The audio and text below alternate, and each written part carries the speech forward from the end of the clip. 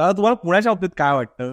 कोल्हापुरावर आता आपण जसं बोलत होतो, पुण्यात आलात तेव्हा पुणेकरांचे काय प्रॉब्लेम होते आणि काय वाटतं की पुण्याला जसं आपण बघतो स्मार्ट सिटी, नंबर 1 सिटी जसं आपण बघतो, तसं होण्यामध्ये किती वेळ लागेल, काय काळ लागेल आणि काय प्रॉब्लेम्स आहे? पुण्याचं जे बेसिक कल्चर आहे ती मोठी परंपरा आहे ना.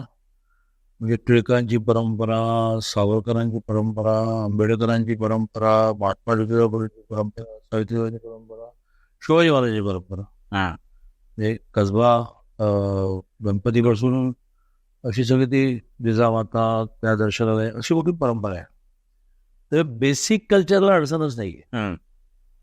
लोक धाडसी आहेत, बुद्धिमान आहेत, असे ही सगळी बुद्धिमान परंपरा आहे सगळी. आणि बुद्धिमान माणूस एक झाला की त्याच्या कुटुंबातलेच बुद्धिमान होतच नाही, त्याच्या प्रभावामुळे हा काय करतो आपण काही केलं पाहिजे यार असं करत करत करत ते मल्टिपल होत जातं. असं मल्टिपल झालं आहे पूर्ण, नॉर्मल काही करतच नाही. मग बिघडलं कुठे तर नोकऱ्या ग्रामीण भागात नसल्यामुळे 2 शहरांचं कल्चर हे ज्याला आपण हेट्रोजेनियस झालं. बरोबर. किंवा कळणाऱ्या भाषेत कॉकटेल झालं. कॉकटेल. त्याला त्या बिचारांचा काही दोष नाही, त्यांच्या गावात नोकरीच नाही. पिंपरी चिंचवडला आहे, भोसरीला आहे, चाकणला आहे, मुंबईमध्ये आहे. त्यामुळे ते येत गेले. त्यांचं कल्चर वाईट होतं असं म्हणता येणार नाही, परंतु त्यांचं कल्चर हे नव्हतं. बरोबर.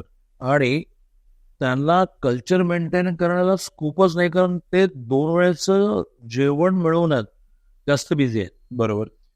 आणि त्याच्यातून जसं भौगोलिक विस्तार हा अनसायंटिफिक झाला. म्हणजे मी 82 पासून पुण्यात येतो, तर विद्यार्थी परिषदेचा महाराष्ट्र, विदर्भ, गुजरात, गोवा 4 राज्यांच्या संघटनेमध्ये होतो. आणि मला दर महिन्याला पुण्यात यावं लागायचं. ते गेले मला माहिती 10 लाखाचं पुणे होतं. ते 10 लाखाचं पुणे 20 लाखाचं होऊन चालेल हो, ते 70 लाखाचं झालं. दिस इज कॉल्ड अनसायंटिफिक ग्रोथ. आणि त्या अनसायंटिफिक ग्रोथ मध्ये 2 गोष्टी हॅम्पर होतात. एक डेव्हलपमेंट हॅम्पर होते, एक कल्चर हॅम्पर. इथे दोन्ही हॅम्पर झाला. बरोबर. आता हे नीट करायचं असेल म्हणजे तुम्ही गावाच्या गावं पुण्यामध्ये आणून त्यांना इन्फ्रास्ट्रक्चर कसं देणार आहात? बरोबर. पहिले तुम्ही 11 गावांनी त्यांचं बोमलाला रस्ते नाही केले, गटर नाही केले, पिढ्याजवळ त्याच्या पत्ता तर तिथले 20 गावं आणलीत, पण त्यातली 2 गावं काल बाहेर पडली.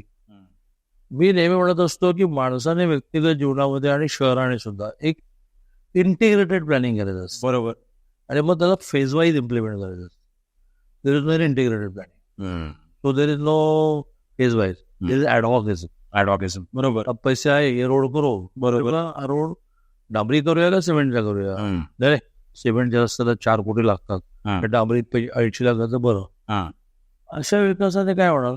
आणि त्यामुळे आता पुण्यामध्ये जे प्रश्न निर्माण झाले आहेत, आता तुम्ही नव्या फतवा काढला की बिल्डरने पिण्याच्या पाण्यापासून सगळी गॅरंटी द्यायची की मी पुरवणार. बरोबर. त्यातलं बाकीच्या बाबतीत सांडपाण्याचा निचरा तुम्ही करा, मान्य. एक एसटीबी लावायचं, कचऱ्याचा निचरा तुम्ही मान्य, खत कारखाना लावायचा, तुमचं पावसाचं पाणी बाहेर पडतं मान्य, पिण्याचं पाणी कुठं आणणार? क्रिएट करणार काय? मग तुम्ही तुमच्यावरती टाकून दिलं. त्यामुळे याला आता जसं मुंबईला आता करेक्ट काय करणार? बरोबर. 1.5 कोटी पॉप्युलेशन गेल्यानंतर तुम्ही आता काय करेक्ट करणार? त्याला खूप डायनामिझम लागेल, खूपच डायनामिझम लागेल. पण आता जसं आता पुण्याला ज्याचा बेसिक प्रॉब्लेम जर आपण विचार केला तर कोथरूड, प्रभात रोड, डेक्कन या एरियामधल्या लोकांना साधारण ट्रॅफिक, एक पिण्याचं पाणी आणि बेसिकली रोड सेफ्टी किंवा एक लोकांना ड्रायव्हिंगची शिस्त नाही आपण म्हणू शकतो. तर या किंवा आणि पब्लिक ट्रान्सपोर्ट थोडासा इम्प्रूव्ह व्हायला लागेल. आता जर मेट्रो झाल्यात तर आता म्हणजे मी सहज इकडनं गरवारेवरनं कल्याणनगरला जाऊ शकतो मेट्रोनी, 10 मिनिटात मी पोहोचेल, मला ट्रॅफिक लागणार नाही. पण या दृष्टी पुढच्या येत्या वर्षांमध्ये काय अशी डेव्हलपमेंट आपण एक्सपेक्ट करू शकतो? किंवा आपले जे रिव्हर फ्रंट आहे किंवा रिव्हर फ्रंट डेव्हलपमेंट प्रोजेक्ट्स आहेत, किंवा आजकाल जर पाणी सोडण्याने सिंहगड रोडला वगैरे जो त्रास होतो, किंवा ज्या टेकड्या आहेत त्या आधी पूर्वी खूप सुंदर टेकड्या होत्या, पण आता आपण बघतोय तिकडे सगळी अशी डेव्हलपमेंट झाली, वस्ती यायला लागली किंवा प्रोजेक्ट्स यायला लागले. याच्याने तुम्ही या विषयाकडे कसं बघता? एवढं म्हणतं ना की कोणीतरी एक राज्यकर्ता आणि त्याला साथ देणारा एक प्रशासक आहेस, असा सलग 2-5 वर्ष तसा एकदा लागेल, बरोबर, की जो काठी येऊन प्रत्येक गोष्टीचं इम्प्लिमेंटेशन करेल. काय झालेलं आहे की राजकीय क्षेत्रामध्ये काम करण्याला सुद्धा हे शहर लीड करायला छोटं शहर नाही राहिलं. बरोबर. याच्यामध्ये 8 विधानसभा म्हणजे डायरेक्ट 832 लाख मतदार झाले. साधारण निम्मी मुलं धरली तर 48 लाख तर पॉप्युलेशन आहेच, म्हणजे त्याच्यापेक्षा जास्तच आहे, 50-60 लाख आहे. त्याला लीड एक माणूस करणं, ज्याने लीड केलं सुरेश कंबाडींपासून आमच्या बापटांपर्यंत, बापट साहेबांना, त्यावेळेच्या शहराचे साईज जे होते ते आता नाहीये. आणि त्यामुळे कोणीतरी एक ताकदवान की ज्याला त्याचं लाईफ मिशन करायला लागेल, म्हणजे तो पुण्यातल्या पुण्यात 8-8 दिवस घरी नाही असं करायला लागेल. आणि एक असा ब्रिलियंट IAS ऑफिसर का लागेल. उदाहरणार्थ एका कोल्हापूर उत्तम झाल्याचं त्यामध्ये कपूर नावाचे IAS होते. आजही लोकांना कपूर साहेबांनी रस्ता केला, बोगला तुम्ही आता काय करताय. तर इथे कुणाल कुमार नावाचा एक होता जो काही दिवस आला, व्हेरी डॅशिंग अँड कमिशनर होता इथला. तर अशी जोडगोळी 5 वर्ष लागेल की जो बोटचेपेपणा नाही करणार, ज्याला 5 वर्षानंतर निवडूनच यायचं नाहीये, हरायचंच आहे, फक्त शहराची उत्तम रचना लावायची असं एक म्हणलं. जर 5 वर्षात तुम्हाला निवडून यायचं असेल तर तुम्ही अतिक्रमणाकडे दुर्लक्ष करणार, बरोबर, तुम्ही फेरीवाल्यांकडे दुर्लक्ष करणार, तुम्ही कशाचं सोल्युशन घालणार. पण आपोआप होईल असं नाही. बरं.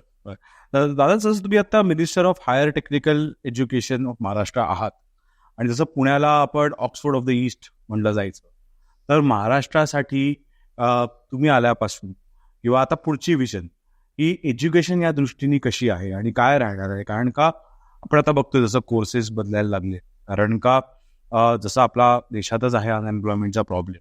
आता जसा नवीन जसे फील्ड येतात, जसं यूट्यूब आलं, सोशल मीडिया आलं, अजून काय असे भरपूर जर्नलिझमचे मार्ग आहेत. तर यासाठी दादा काय प्लॅनिंग आहे आणि कसं काय चालू आहे याच्यावर? ते पुणे मूळ जे शिक्षणाचं केंद्र होतं, त्यामुळे एक बेस मिळाला. आणि त्यामुळे जगातलं जे नवीन आहे ते प्रायोरिटीने आपण गेल्या 2 वर्षात पुण्यामध्ये आलो. म्हणजे स्वायत्त विद्यापीठ आहे, ऑटोनॉमस, ही एकूण भार गेल्या 2 वर्षात 13-14 आणली, तर ते 10 पुण्यातच आहेत. म्हणजे कारण ज्याला काढायचे आहे त्यांचं बेसिक इन्फ्रास्ट्रक्चर येते. म्हणजे समजा फ्लेम आलं, बसेस थोडं ऍडिशनल गोष्टी आल्या, पण बसेस स्किल डेव्हलपमेंट आलं, फ्लेम आलं. आता PD पाटलांनी स्वायत्तता घेतली, इकडे व्हेटीने घेतली वगैरे. COEPला आम्ही स्वायत्तता COP होते का मी IITच्या दिशेने नेतो.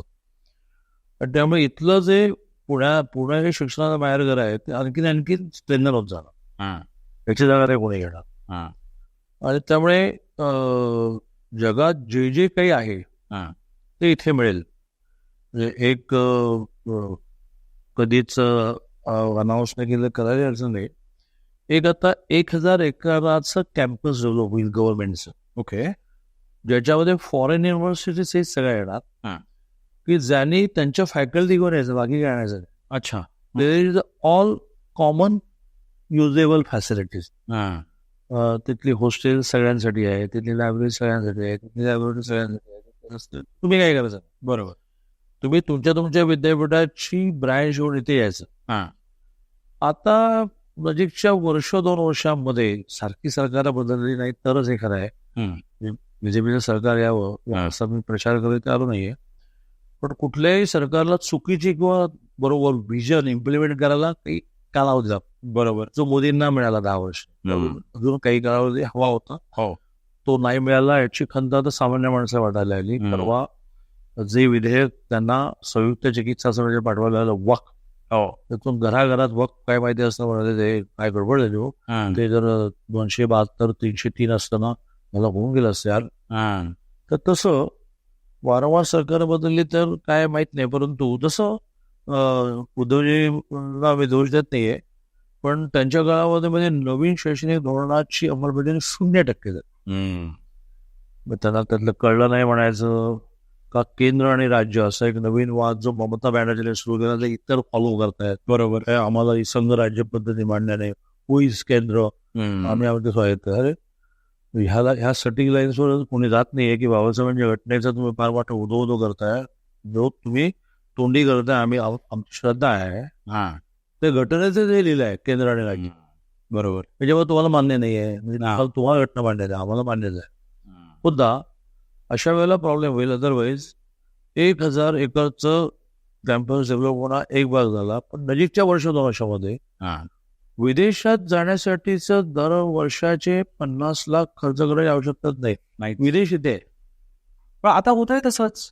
अमेरिकेला मुलं कमी जात आहेत का? कारण का तिकडे श्युरिटी नाहीये ग्रीन कार्डची, तिकडे एवढे जॉब्सही नाहीयेत. आणि उलट तिकडनं मुलं आता आम्हाला विचारतात की इंडियात काय चाललंय मोदीजींच्या अंडर. कारण का त्यांना एक आज होप दिसते अख्ख्या भारताची, इथे काहीतरी वेगळं चाललंय, काहीतरी घडवतंय इंडिया. आणि तिकडनं जवळजवळ मी आता इंजिनिअरिंग केलं तेव्हा 70% माझे बॅचमेट्स ते परत आलेले आहेत इंडिया. कारण का या दृष्टीने तर कधी आपल्याला IIT IIMs पुण्यामध्ये किंवा महाराष्ट्रापैकी आपल्या मुंबई या साईडला जास्तीत जास्त डेव्हलप होताना दिसतील. जसं तर COEPच्या बाबतीत आमचा प्रयत्न चाललाय की ते म्हणजे आता देशात 5 IIT जे आहेत आणि नव्याने 3 मोदीजींच्या काळात डेव्हलप झाल्या. तर त्याच्यामध्ये पुण्यामध्ये एक IIT यावं आणि COEPचं कॅम्पस COEP उपयोग. पण हा एक आपल्या संस्थात स्ट्रेंथन करत चाललोय. पण आता विदेशातल्या युनिव्हर्सिटीला आपण याला परवानगी दिल्यामुळे त्यांना फक्त तुम्ही विदेशात म्हणजे काय आहे, त्यांचे कॅम्पस नाही आहेत, बुद्धिमत्ता आहे, फॅकल्टी म्हणजे प्राध्यापक आहेत, तेच जर इथे येणार असले तर आपल्या बरोबर तिथे जाऊन खर्च करणे आवश्यकता नाही. हा एक पार्ट झाला. आणि आपल्या तुम्ही म्हटलं शिक्षण संस्था इतकंच त्यांना करतो. व्हिजिट यायला आपण स्वायत्तता देऊन टाकतो, युनिव्हर्सिटीला स्वायत्तता देऊन टाकतो. व्हिजिट मधला ग्रॅज्युएट जो आहे तो थोडं त्याने जाऊन पुन्हा PG केलं. जगातल्या कुठल्याही कॉर्पोरेटचा तो CEO युनिव्हर्सिटी. या सगळ्या जागतिक स्तरावरच्या संस्था करण्याच्या दिशेने आपण चाललो. आणि मग भारतातल्या मुलांना तर वाटणारच मग बाहेर जायचं. तसं अनडेव्हलप कंट्रीजचा तो ओघ सुरू झाला, खूपच सुरू झाला. म्हणजे तो पुण्या मुंबईच्या पुढे जात नाहीये, कारण मग त्यांना ते लांब वाटतं, एअरपोर्ट नाही वगैरे. बरोबर. पुणे मुंबईमध्ये हा ओघ खूप वाढत चालला. आणि आता आपल्याकडे मिळत नाही अशा शिक्षणासाठी डेव्हलप कंट्रीचं सुरू झालं. म्हणजे तिथे योगा नाहीये, तिथे मेडिटेशन नाहीये, तिथे जीवनाचं एका अर्थाने आनंद देणारं म्युझिक नाहीये. रॉक आहे, रॉक आणि क्लासिकल मला त्यांना फरक कळाला. यासाठी ते इकडे जाणार. आणि मग आता एक जग एक युनिव्हर्सिटी मानून आपण MOU सुरू केले. आता अमेरिकेतल्या 22 MOU गेलं की तुमचा विद्यार्थी तुमच्याकडे ग्रॅज्युएट होईल, 3 सब्जेक्ट सगळे आमच्याकडे. बरोबर. किती वेळा यायचं का ऑनलाईन करायचं ठरवू. आमचा विद्यार्थी आमच्याकडे शिकेल, 5 विषयासाठी तुमच्याकडे शिकेल. So world is one university. Right. या देशावर वाटचाल